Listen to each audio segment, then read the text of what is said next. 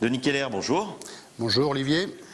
Alors entre la bourse de Lipsheim le week-end dernier et le Motorama des shows que vous organisez, on se dit qu'il y a vraiment un engouement pour la mécanique ancienne en Alsace. Est-ce que vous avez une explication ? Alors, une explication précise, non, mais j'en déduis que la collection est un élément support pour beaucoup de passion. Alors pourquoi la mécanique et les produits de ce type-là? Parce que tout simplement, nous sommes dans une ère industrielle, ça c'est bien évident. Et l'automobile a toujours été quelque part une passion pour l'homme et pour la femme, bien évidemment. Au même titre que la moto, et c'est ce qui explique peut-être cet engouement particulier. C'est parce qu'il y avait Bugatti et Matisse en Alsace qu'on arrive à drainer des gens. Ils sont venus de toute l'Europe le week-end dernier à Lipsheim. Alors, Bugatti et Matisse ont bien sûr été deux moteurs prépondérants dans la mécanique régionale, mais je crois qu'en règle générale, l'automobile et tous les sports mécaniques sont et restent quelque chose un réel support pour l'homme. Je pense que c'est pas la région Alsace et Sébastien Loeb qui vont dire le contraire avec ce qui se prépare pour le week-end prochain, mais vous êtes plutôt moto, et on peut dire aussi que maintenant, peut-être pour des raisons financières, c'est la moto qui a le vent en poupe, la moto de collection plutôt que la voiture. La moto de collection, effectivement, a tendance à se développer de plus en plus. Pourquoi? Tout simplement parce qu'on trouve peut-être beaucoup plus de véhicules à l'heure actuelle. La moto démarre aux 50 cm3, donc on trouve effectivement du 50 cm3. On trouve des véhicules plus populaires des années 20.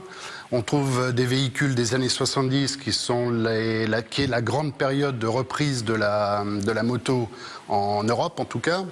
Et partant de là, ce sont des véhicules qui sont souvent moins coûteux que les automobiles et dont les pièces sont plus faciles à trouver et sont souvent refabriquées, en tout cas pour un grand nombre d'entre elles.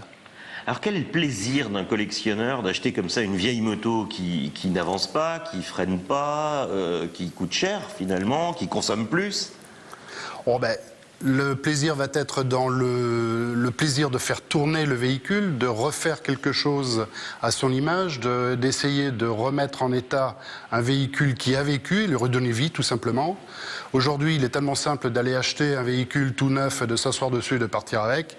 Il est souvent intéressant d'essayer de créer soi-même. On retrouve ça dans la jardinerie, on retrouve ça dans le bricolage, on le retrouve également dans la mécanique et dans la collection. Alors est-ce qu'en Alsace, il y a encore des trésors dans les granges et les garages? Est-ce que tout le monde doit se précipiter en regardant s'il n'y a pas une vieille mobilette ou une vieille moto et combien ça vaut? Si vous avez des adresses, je suis preneur. Tout ce qui est véhicule dans les granges, je crois que c'est plus un mythe qu'autre chose à l'heure actuelle. Il en reste certainement, mais je connais peu de gens qui aient vraiment les possibilités d'en trouver. Non, ce genre de véhicules, on les trouve dans les bourses, dans les journaux spécialisés, bien sûr. On les trouve de bouche à oreille de temps à autre, mais c'est là beaucoup plus difficile à trouver. Quant au prix, les prix s'étalent suivant la rareté du véhicule, de 500 à 10, 20, 30 000 euros, suivant le type de véhicule, voire plus cher quand c'est des véhicules de très très haut niveau, style véhicule de course et ainsi de suite. Il y a peut-être encore des bonnes affaires à faire.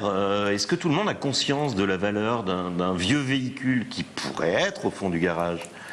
Alors, est-ce que les gens ont toujours la conscience de la valeur? Je ne suis pas sûr.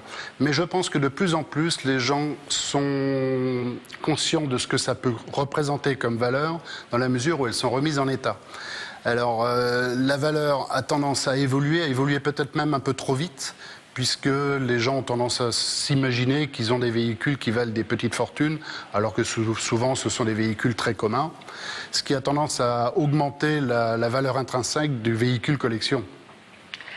Denis Keller, merci et rendez-vous en octobre à Échoux pour votre bourse.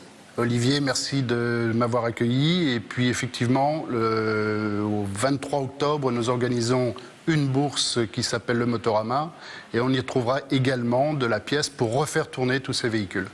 Merci. Merci beaucoup.